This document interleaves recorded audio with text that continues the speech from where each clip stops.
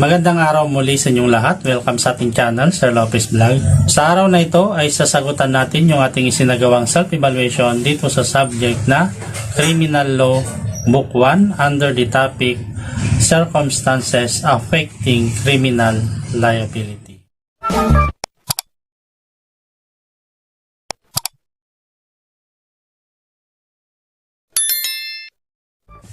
Okay, so kung nakahanda na kayo, start na natin sa unang katanungan. The act complained of is considered to have been done within the bound of law. Hence, it is legitimate and lawful in the eyes of the law. Letter A, exempting circumstances. Letter B, justifying circumstances. Letter C, absolutory cause. Or letter D, extenuating circumstances. Okay, so ang tamang kasagutan natin dito ay letter B, justifying circumstances. Ang keyword natin dito is it is legitimate and lawful in the eyes of the law. Question number 2. A and B are long-standing enemies because of their continuous quarrel over the boundaries of their adjoining properties. When A saw B one afternoon, he approached the latter in a menacing manner with a bolo in his hand. When he was about 5 feet away from B, B pulled out a revolver and shot A on the chest, killing him. The question is B criminally liable?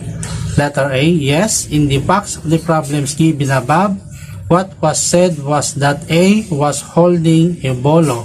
That bolo does not produce any real or immediate danger unless A raises his arm with the bolo. Letter B, no. That is considered as self-defense because a bolo produces real and imminent danger. Okay, for question number 2, the answer is letter A. Yes, in the fact of the problem given above, what was said was that A was holding a bolo. Ayan, so hindi naman ito threat or hindi naman ito yung situation na Mr. B is in danger. Remember also the distance, so 5 feet away. So that is an indication that there is no imminent or actual danger on the part of B. In this situation is liable. Question number 3, peril to the safety of one's person from physical injury. Letter A, peril to one's limb.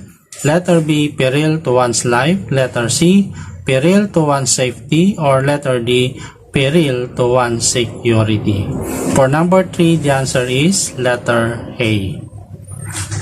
For number 4, the danger is on the point of happening. A, actual aggression. B, imminent aggression. Letter C, lawful aggression. Or letter D, unlawful aggression. The correct answer is letter B, imminent aggression. Okay?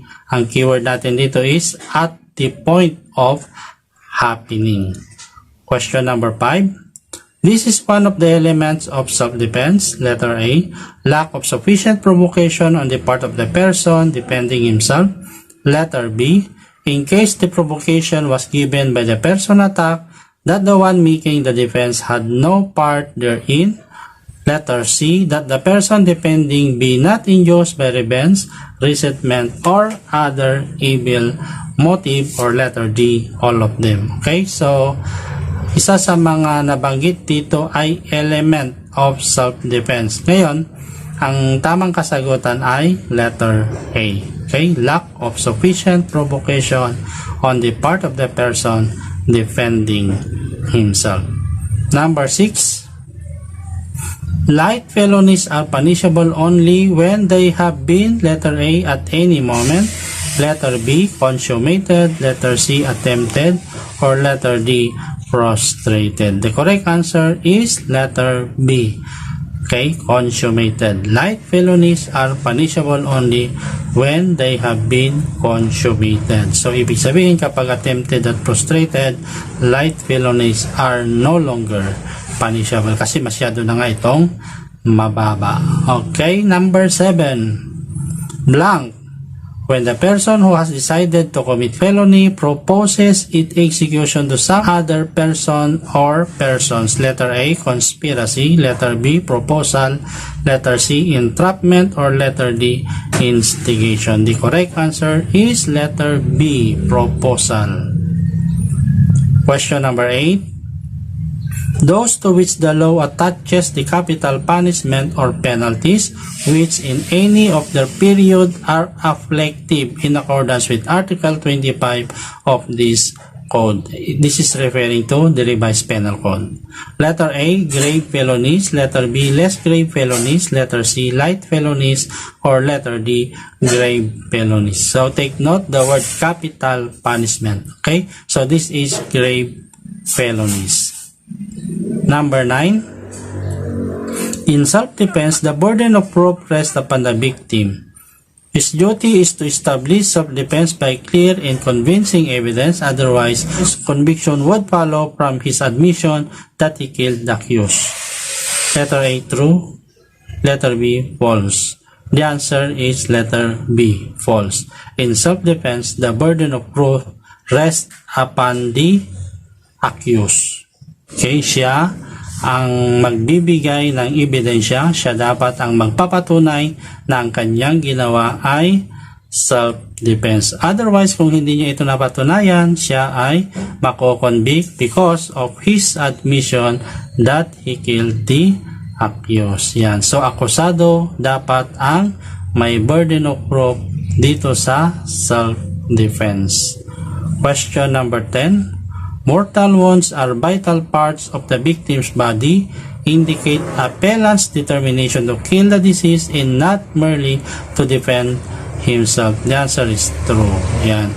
Okay, so kapag sinabi niyang self-defense, makikita naman ito kung totoo o hindi sa pamamagitan ng kanyang sugat, sa pamamagitan ng sugat ng biktima. Kasi sa self-defense, the only possible in self-defense, the purpose here is only to neutralize your aggressor. Okay? Is in as much as possible, if the aggressor is already neutralized, then there is no more reason to kill the victim. Okay? So, ang purpose lang ng self-defense, I repeat, is to neutralize. Okay? To kill is only as a last resort if it is necessary. So, sa mortal wound na tinamo ng biktima ay pwedeng malaman kung meron niyang self-defense o wala sa pangyayari. Okay, number 11. In self-defense, defense of relatives, and defense of stranger, the aggression must be letter A, lawful, letter B, unlawful, letter C, actual, or letter D, imminent. The correct answer is letter B. The aggression must be unlawful. Question number 12. Referring to a relative by reason of relationship. Letter A, affectivity. Letter B, affinity. Letter C, consanguinity. Or letter D, consanguinity. The correct answer is letter B. Okay, kapag sinabi nating affinity, we are referring to relative by reason of relationship. For example, ito yung ating father-in-law, mother-in-law, sister-in-law. Yan. So, that is what we call relatives by affinity. Number 13.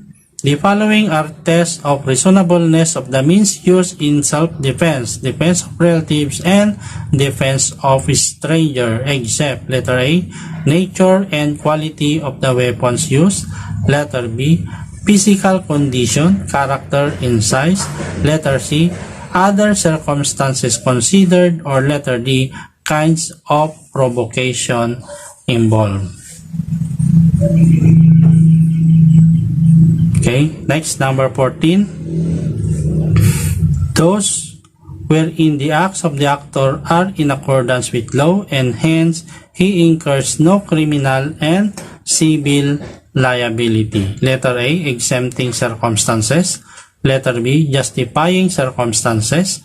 Letter C, absolutory cause. Or letter D, extenuating circumstances. Okay, so ang keyword natin dito, no criminal and no civil liability. Okay, so the answer here is letter B. Number 15, light felonies are punishable only when they have been consummated with the exemption of letter A, committed against person, letter B, committed against the law of the nation, letter C, committed against chastity, or letter D, committed against person or property. The correct answer is letter D. Okay, felonies are punishable when they have been consummated only, except if it is committed against person or property. Ibig sabihin, kapag ang krimen ay attempted or prostrated light felonies, pero ito ay against person or property, and then light felonies are still going to be punishable. Number 16. First cousins are our relatives by consanguinity within letter A, 4th degree, letter B, 3rd degree, letter C, 2nd degree, or letter D, 1st degree. The correct answer is letter A, 4th degree. Number 17. What is referring to our relatives by reason of blood relationship? Take note, kanina yung sinabi natin ay by reason of relationship. Dito naman sa 17, by reason of blood. Letter A, affectivity. Letter B, affinity. Letter C, consanguinity. Or letter D, consanguinity. The correct answer is letter C. Okay? Kapag sinabi nating related by blood, ang ibig sabihin nito ay relatives by consanguinity. Number 18. In law, the condition that a person making the defense did not act out of revenge, resentment, or other motive is a requirement in defense of relative. Letter A, true. Letter B, false. The answer is false. Okay? This element is an element of defense of stranger. So, ang tinutukoy kasi dito sa 18, defense of relative. So, therefore, the answer is letter B, false. Number 19, father, grandfather, and great-grandfather are our, letter A, descendants, letter B, ascendants. The correct answer is letter B, ascendants. Okay? Kasi kapag sinabi nating descendants, ito yung ating mga anak, apo, okay? So sa baba naman siya kapag descendants. Number 20, suppose the person defending his relative was also induced by revenge or hatred, would there be a legitimate defense of relative? Letter A, yes, as long as the three requisites of defense of relatives are present. Letter B, no. The condition that a person making the defense did not act out of revenge, resentment, or evil motive is required in defense of relative. The correct answer for number 20 is letter A, yes. Okay, as long as the three requisites of defense of relatives are present. Kasi itong revenge, resentment, or other evil motive, kay element kasi ito ng defense of stranger. So, kahit meron ito sa iyong relatives, as long as this is not the primary consideration in defending your relative, is still considered as legitimate defense of relatives. Number 21. If the provocation was given by the relative being defended, would it still be legitimate defense of relative? A, yes, provided that the one defending such relative has no part in the provocation. Letter B, no. It should be lack of sufficient provocation on the part of relative in order to use the principle of legitimate defense of relative. The correct answer is letter A. Okay? Yes, provided that the one defending such relative has no part in the provocation. Ito kasi yung pangatlong element ng defense of relative. Number 22. If A acted in defense of the husband of A sister-in-law, would there be a defense of relative? A, yes, because the relationship between A and the husband of A sister-in-law is one of those mentioned in law. Letter B, none. Because the husband of a sister-in-law is stranger to A for purposes of the law on defense of relative. The correct answer is letter A. Okay? Masyado nang malayo yung relationship ni A and the husband of a sister-in-law. So letter A is the correct answer. 23. Those infractions of law for the commission of which a penalty of arrest to minor or a fine not exceeding 200 pesos or both. Letter A, grave felonies. Letter B, less grave felonies. Letter C, light felonies. Or letter D, light threat. The correct answer here is light felonies. Question number 24. Blank, when the person who has decided to commit a felony proposes its execution to some other person. Letter A, conspiracy. Letter B, proposal. Letter C, inducement. Or letter D, suggestion. Okay, the answer here is proposal. Letter B. 25. The following do not incur any criminal liability. Letter A, self-defense. Letter B, defense of relatives. Letter C, defense of a stranger. Or letter D, all of them. So the correct answer here is letter D, all of them. Defense of relatives, defense of a stranger, self-defense. The accused here is not criminally liable, or there is no criminal liability in those kind of defenses because they are in effect in accordance with law. Okay, natapos na natin ang ating sinagawang self-evaluation sa araw na ito. Maraming salamat. Magandang araw po sa inyong lahat.